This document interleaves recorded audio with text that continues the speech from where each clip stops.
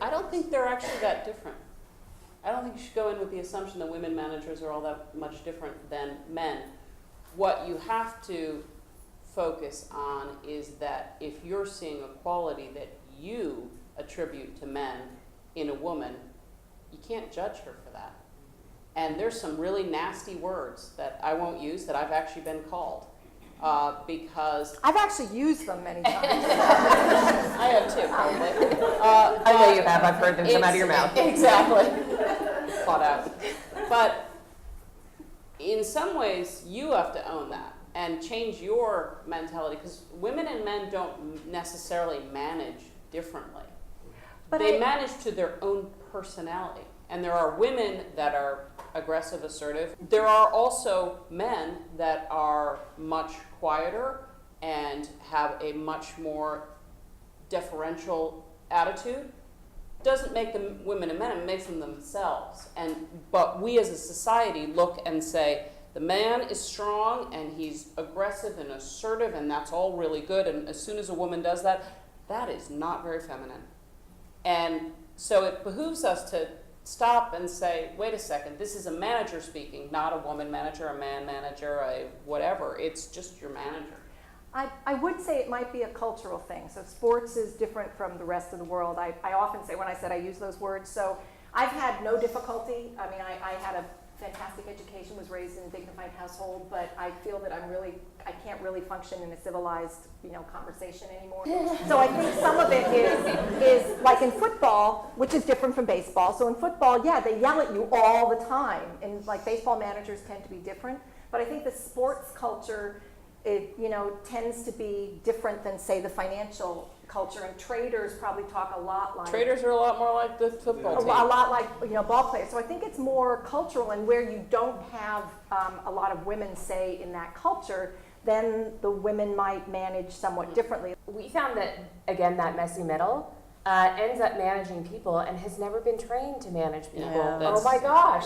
You They're just find a bad promoted manager. because they were really good technical somebody, Great and point. then we have them manage 20 people, and That's a they great have point. no connection to that technical focus. So we started this whole manager excellence program, which says, I know that we never trained you to do your managing job, but here's a whole curriculum of courses that you need to learn. And by the way, screaming at people doesn't really do the job if you're not on the football field or on the trading floor, right? If you run a really technical team, they need to go do their work. And so really being able to say, yeah, do you need to fault the person, or do you need to fault the way that the person came into their role? And I think what is happening now is, to my measurement point, is why do these problems exist? And once we understand the root causes, let's go tackle the root causes, not the individual managers that are doing a really crappy job. And so I think that's the good thing that you find with big corporations. I will say that there are a lot more resources, there's a lot more bureaucracy, but when you think about how do you influence change, it's harder to do in big companies. And so just one of the things to think about as you're moving through your career path, you're going to get paternity leave, right, at a big company, because there will be more of the 200,000 people that work at Bank of America. A lot of them are men, and they look at the women that are going on maternity leave, and we're a very equitable organization, so we drive to something like that. But if you work at a startup, not going to happen unless the CEO founder has a particular empathy about a cause, which then will drive them in a certain way.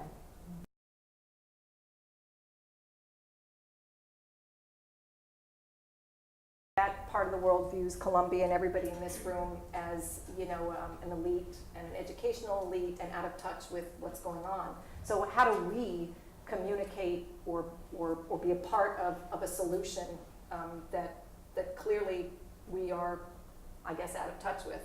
I don't know the answer to that. I think for everything it's communication, but I don't know how you would communicate. I think there's a lot of industries that are located and headquartered and governed out of cities that are in highly educated populations. So the change will come organically. But I think it's also, it's two things. One is that everyone is a leader, You don't have to have the title or the pay or the promotion or anything.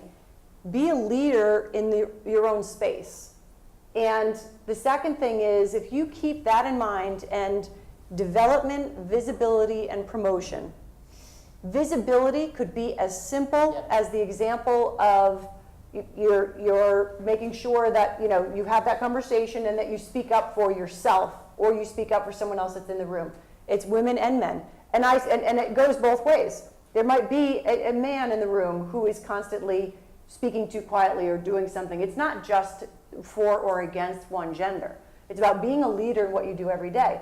Otherwise, if we're not doing this, whether it's visibility, whether it's advocacy, and it's not something that, oh my gosh, I can't carve out another program or 20 hours a week. It's a moment when you're walking down the hall and there's something that's happened. It's a moment in a meeting. It is that person that you want to have as your sponsor and approaching and being brave enough to have your voice and ask for that sponsor and to develop that relationship. If every person, man or woman, has that approach to their day organically, as you said, then those things are going to change. But I think sometimes if you stand back and look at the big picture and say it's 2016, we're still having this conversation, or you get overwhelmed by the news or media or whatever's going on, it's paralyzing. Right. If instead you say, okay, tomorrow I'm going to find a way to do two things and keep this momentum going, or join up, or do something else, to pay that forward. And paying it forward isn't wait until you make it and then pay it forward. And this is one thing that I wish I had done differently in my 20s. Last year. It's that we all have a responsibility to pay it forward all the time.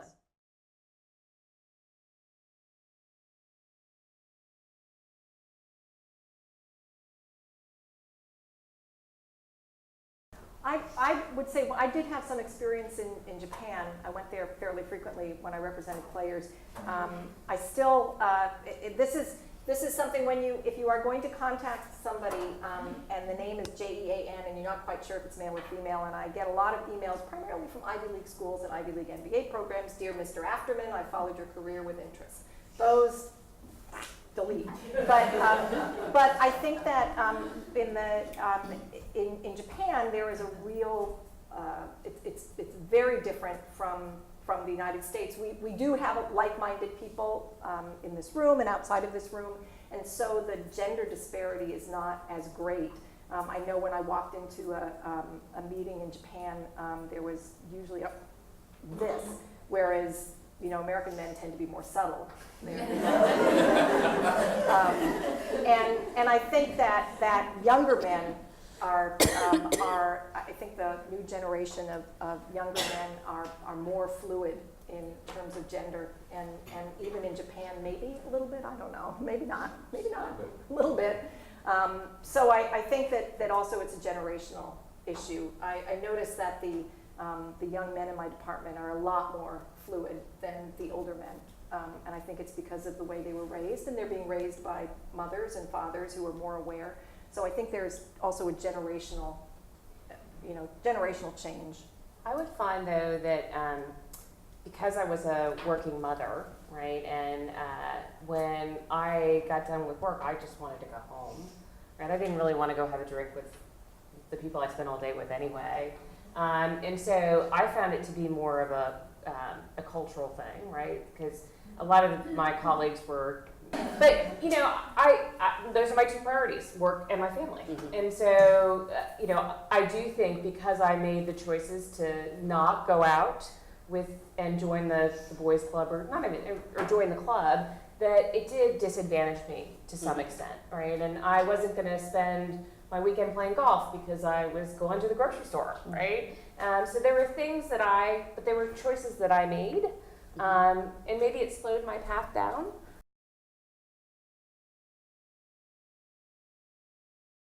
I think that one of the biggest lessons is the time to network is not in a time of crisis. And there was a specific experience that I had where I was trying to get people involved over, we had a very large floor at a bank in New York City. And I would run different events, and it was around different topics, and it wasn't just about women or just about one thing. And I would, go around and say, hey, we're joining us, take 30 minutes to do it. No, heads down, going to do it, both men and women. And 4 years into that, there was a moment, it was a Monday morning, and about 50% of the department was wiped out in the moment. And so you had, up on the senior level, and you had all of these desks and cubicles where the same people that kept their head down were coming into me to say, oh my God, what do I do? And they didn't have that network already established. And there was a follow-on that happened, and we knew that by Thursday it was going to reach 80%. And so at that moment, I couldn't say it would be really great if you knew this person, or if you had some of those internal networks.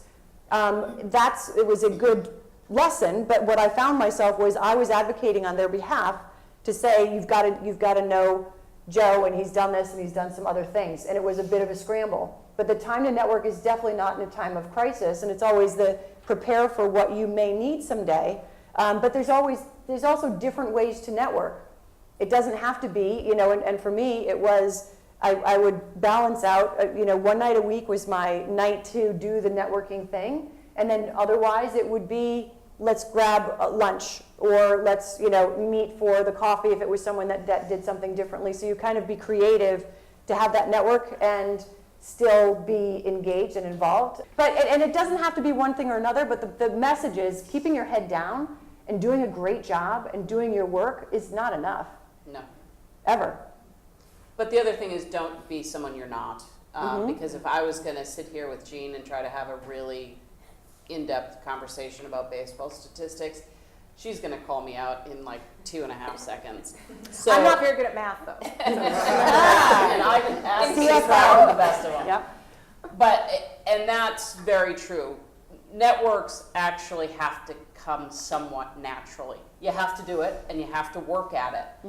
But it also has to be something you're Authentic. passionate about and be authentic, because otherwise it's just not worth it. Because you're going to meet people who aren't going to help you down the road because they don't connect with you.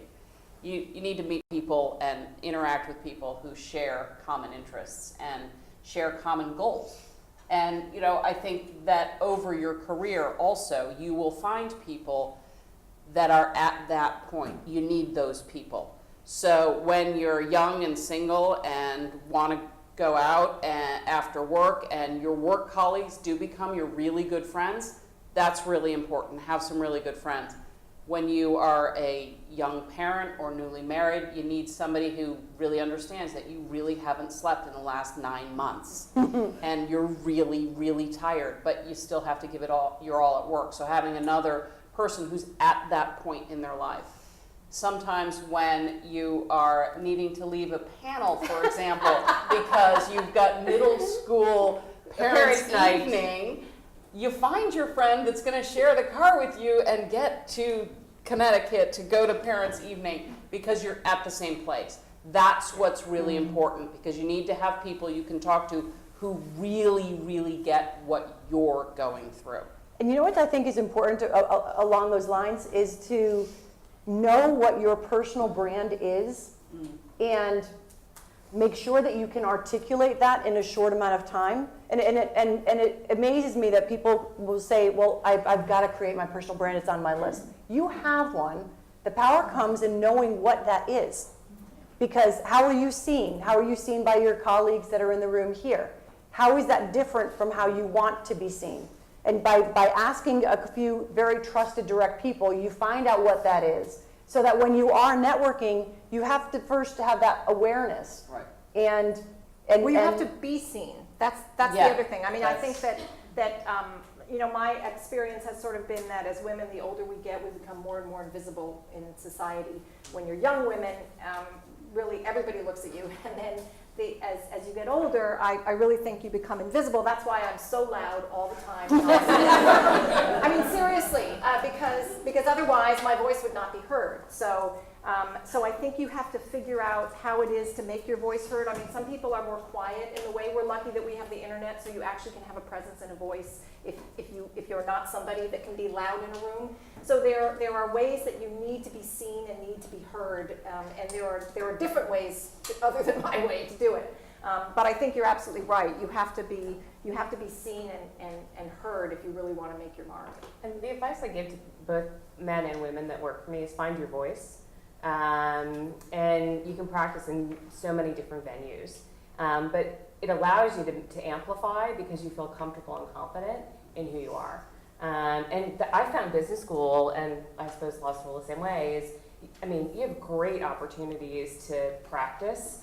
I was the president of my business school class. Never in a million years would I have done that before I went to business school, right? You have all these ways to experiment and find what works. If it doesn't, just stop doing it. But I came out of business school such a more comfortable and confident person than I was when I came in. I'm actually a very quiet and introverted person.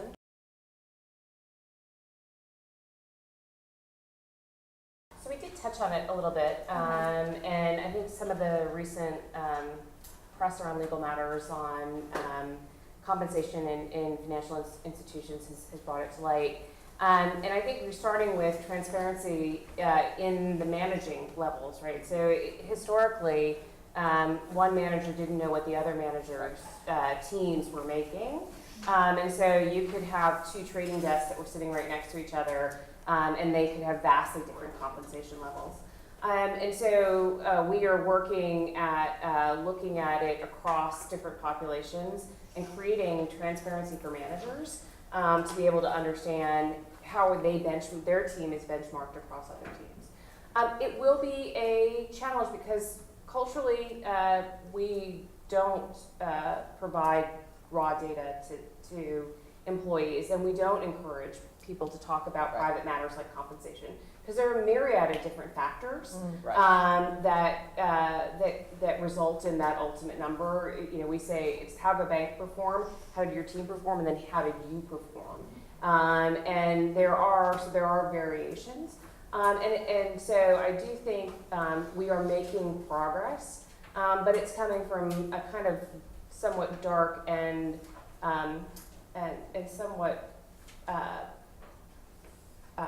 we'll just say opaque world where the metrics between what people got paid and what they delivered weren't always tied together. But the industries are changing, right? A lot of this is now going from the subjective nature to technology driven. Right. And we can understand that a behavior of an individual can result in this sort of change in behavior, and how much of it is market versus how much of it is individual. So I think there is reason to be hopeful.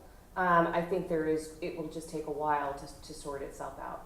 But the other piece is, when I've had very large staff over the years, women don't often negotiate their salaries. No. So if you're not negotiating it going in, and you come, I've been in hiring situations where I've said, here is the package, and they've said, okay, and I've stepped out of the room and had someone else from HR go in and say, you need to speak up for yourself and make sure that this is in line with the other offers that you're looking at. This is the only time. Because if you come in and you're already 10, 20, 30% lower, then it's not just equal pay, it's also catching up.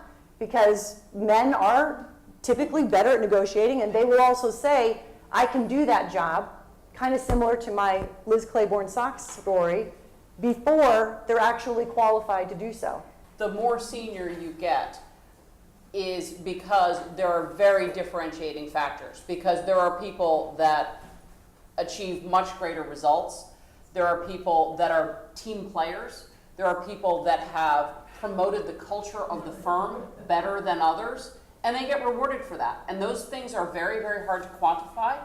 However, I do believe that, especially in large corporations, your human resources, human capital management, whatever it is called, should have a very direct oversight role in that to make sure that objective factors are all exactly even and subjective factors, such as your contribution to teamwork, etc., there are metrics by which people are being compensated for that. And so you need to be able to articulate the rationale for the differential. And by the way, regulators are actually asking for that now.